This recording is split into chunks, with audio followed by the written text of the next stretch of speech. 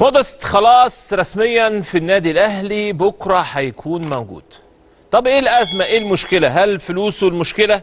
لا، فلوسه مش مشكله. هياخد 1,400,000 دولار اول سنه، وتاني سنه اوبشن لصالح النادي الاهلي. نجدد ولا لا بناء على الاداء. خلاص الخبرات بتعلمك، ما تخليكش تمضي سنتين ثلاثه مع لعيب وانت مش عارف انت رايح على فين. الصفقه دي صفقه كويسه، صفقه لعيب كبير ولا لا؟ ايوه صفقه لعيب كبير. الصفقه للعيب كبير من المؤكد، السي في والتاريخ والاداء بيقول كده. السن احيانا بيبقى رقم في البطاقه، ولكن ننتظر لنرى. المشكله في ايه؟ المشكله الراجل ده هيلعب برقم كام؟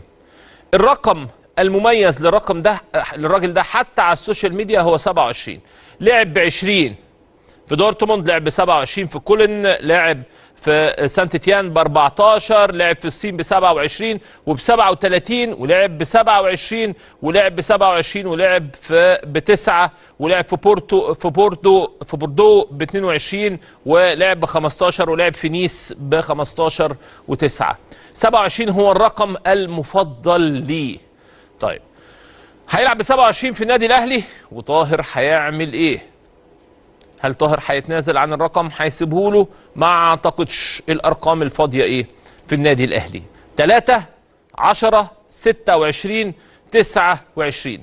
3 ده فاضي من واحنا صغيرين، يعني من زمان ما حدش لبسه. 10 محمد شريف هو اللي لبسه، وهنا هقف شويه بقى على محمد شريف لان فيها لقطه كده ايه، تحدي. 10 ده رقم بعد الكابتن محمود الخطيب تقيل قوي على ظهر اللعيبه. اللي استحمل الرقم ده عماد متعب، احمد بلال، ولكن الرقم ده دايما بيبقى تقيل.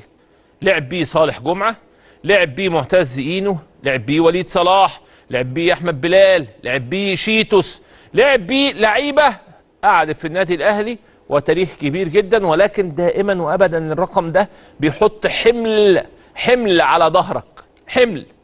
طيب يلعب ب 29 ومن 27 ل 29 مفيش مشكله. 29 في النادي الاهلي لعب بيه سانداي النيجيري، وفرانسيس، والغاني انتوي، والانجولي جيلاردو، والموزمبيقي ميكسوني. وواضح كده ان هو رقم غير موفق، يعني توفيق ما يعرفوش قوي، توفيق ما عداش عليه قوي.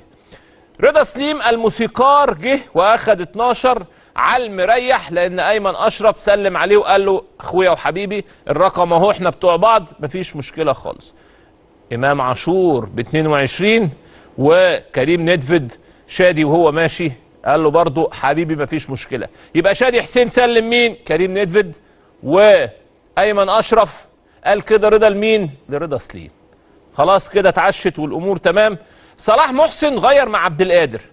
صلاح محسن اخذ 9 اللي كان بيلبسها عبد القادر، وعبد القادر لبس مكانه 11. اكرم توفيق 8 رقمه العادي، وفخري 25. هل محمد طاهر هيسيب 27 الرقم المفضل للراجل الجديد وهياخد رقم تاني، ولا هيتمسك بيه؟ هنشوف. هو الراجل بيحب الرقم ده، ولكن اكرم اخذ 8 مكان 27 مكان 25. ماشي. هل ده هيمشي ولا لا؟ هنشوف في اللي جاي، هنشوف الدنيا هتبقى عامله ازاي. الراجل ده في تفاوضه عمل قصه غريبه جدا جدا جدا. هو عارف ان موضوع السن هيخلي اي نادي يفكر. فالنادي الاهلي معرض العرض لمده 2 سنين، والسنه الثانيه اوبشن للنادي الاهلي. قال لهم انا موافق مفيش مشكله. المفاجاه بقى ان الراجل هو اللي قال كده كمان، يعني وهو بيدي العرض للنادي الاهلي بيسمع عرض الاهلي قال لهم انا لو عايزين امضي 2 واستنوا اول سنه نجرب بعض. بالبلدي كده قال لهم استنوا افرجكم. خلي بالكم اللعيب الجاهز اللي واقف على رجله، اللعيب اللي عنده ثقه يوافق بالاوبشن ده. اللعيب اللي رايح مكان بيفنش، يعني جاي نزهه، جاي يتفسح، ما يوافقش. يقول لك لا سوري انا جاي من دورتموند من الدوري الالماني، ما تقوليش الكلام ده، ما تقوليش الكلام ده، فانا في الاخر جاي ومضحي اديني 2. لا، هو الراجل قال لك ما تقلقوش انا جاي اول سنه انتوا عايزين تتفرجوا انا هفرجكم. انا هفرجكم. رحله الوصول للمهاجم ده كانت طويله، رحله الوصول للمهاجم كانت طويله. اهي البدايه كانت مع موليكا والمبالغه الماليه منعت انتقاله. سوزا البديل اللي انا متاكد ان هشوفه في النادي الاهلي بعد يناير القادم. الاهلي اجل ضم سوزا حتى يصبح لاعب حر زي ما قلت لكم احساسي. اكور ادمز في الدوري النرويجي فشلت بسبب عروض اوروبيه.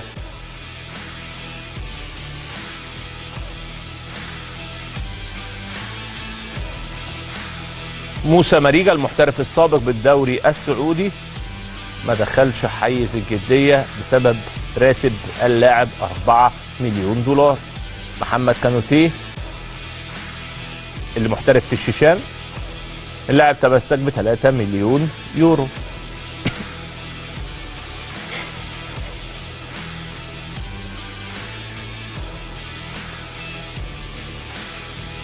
جواو بيدرو لاعب الوحدة الإماراتي السابق تلقى عرض كبير من الدوري السعودي.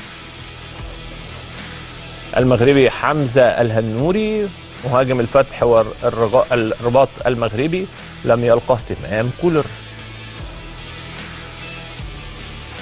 الأهلي أنهى التفاوض مع مودست في صفقة انتقال حر مقابل 1,400,000 دولار واللاعب فري. في النهاية كانت النتيجة كويسة. الأهلي بيحسبها ازاي؟ طلبات كولر هو سوزا، واعتقد ان الأهلي هيروح ويجي وهيخلص في سوزا. هل صفقة مودست دي تصبيرة لما نوصل ليناير ويجي الراجل اللي انت عايزه، ولا صفقة هتقدم اوراق اعتمادها؟ انا بتوقع، لان في الاخر دي بتاعت ربنا، السي في كبير وصفقة الحقيقة كبيرة. انا اتوقع ان الراجل ده هيكسر الدنيا مع النادي الاهلي، لان الراجل ده طريقة لعبه اسلوبه يعني تكوينه الجسماني هو اللي كولر بيفكر فيه، هو اللاعب اللي كولر بيفكر فيه. اعتقد ان مودست سيصبح نجم في النادي الاهلي. يعني العناوين بالنسبه لي انا بتقول كده، والله اعلم، لان في الاخر لازم هو اللي يقدم اوراق اعتماده. تعال بقى خش على الحته اللي لازم نشرحها، لان الناس النهارده وقفت عندها شويه، وهي الراجل النهارده كان ليه تصريح على صحيفه سبورت الالمانيه. قال ايه؟ قال اتمنى ان اتمكن من خوض تحدي كبير اخر، ماشي. اريد ان استمر في لعب كره القدم لان هذا ما احبه، ماشي. لدي مسيره احترافيه مدتها 16 عاما، تمام. املك بعض العروض وسانظر فيها، براحتك، بيتك ومطرحك، وساتخذ قرار النهائي مع عائلتي خلال الاسبوع المقبل، بغض النظر عما اذا كانت هناك عروض اخرى ستاتي في الايام المقبله ام لا.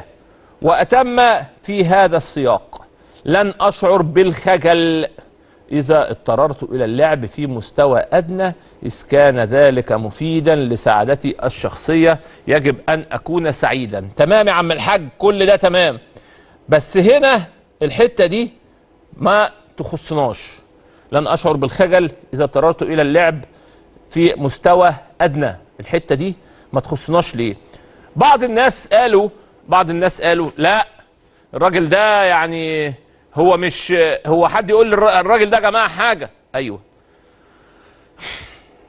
الراجل ده قال التصريح ده في المطلق، ولكن المقربون من الراجل ده بعد التصريح كلموه، مدير اعماله مع مسؤولين مقربين ليه كلموه، قالوا له لا خلي بالك، حاسب، تعالى بس نقول لك الاول انت رايح فين. انت رايح تلعب في النادي الاهلي المصنف الثاني على العالم، من افضل 3 انديه حصولا على البطولات القاريه في العالم. ريال مدريد 1، النادي الاهلي 2. فوسع، خلي بالك، اوعى تخش على المنطقه دي. خلي بالك انشيلوتي في كاس العالم للانديه اعلم جيدا مقدار النادي الاهلي، اعلم جيدا جماهيريه النادي الاهلي، اعلم جيدا حجم النادي الاهلي في القاره الافريقيه وترتيبه على مستوى العالم. ده انشيلوتي. فاذا الناس هنا وقفت عن التصريح ده. يا جماعه التصريح ده ما يخصناش، مش بتاعنا. الراجل ضرب عنده، ممكن يكون عنده عروض في اكتر من حته، فقال يعني ايه، اما اقول او اما اتكلم ما عنديش مشكله. عايز يفتح العروض لو في حته تانية في بعض الدوريات، في حته تانية بتاع، ما فيش مشاكل. ولكن لا، هنا تصريحه على الاهلي